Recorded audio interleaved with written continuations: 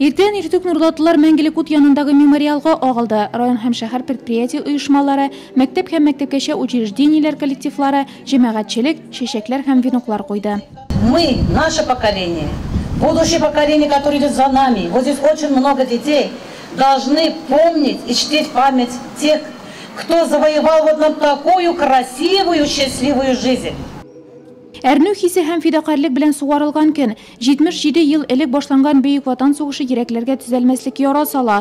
Районның 16 меңләп ир-егете ватанны сакларга китә. Яртысы туган якларына әйләнеп кайта алмый. Яу кырларында башларын салганнар 1 минутлык тынлык белән искә алынды.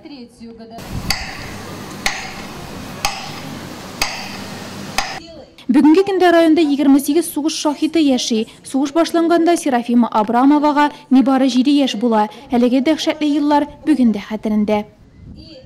Нам доставалось детям все то, что можно было выполнить нашими детскими руками. Мы не плакали, мы не кричали, мы не отказывались, мы шли.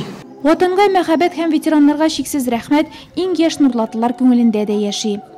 Без кечкенә ил мәктәп яны лагерыннан килдек. Без бу чарага махсус әзерләндек. Күгәрченнәр, кистәк, чәчәкләр сатып алдык. Бүген аларны ветераннарга бүләк итәбез.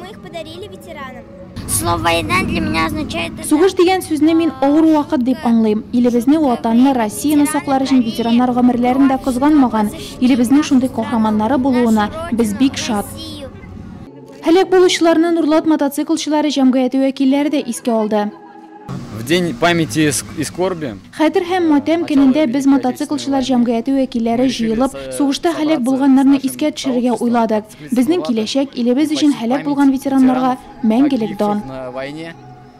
Бүген бөтен Россия буйлап хәтер шәме патриотик акциясы уза. Кичке сәгать 9-нчы яртыда Нурлатның үзәк мәйданындагы мәңгелек ут янында теләгән һәркем Бөек Ватан сугышы батырларын искә алып шәм кабыза ала.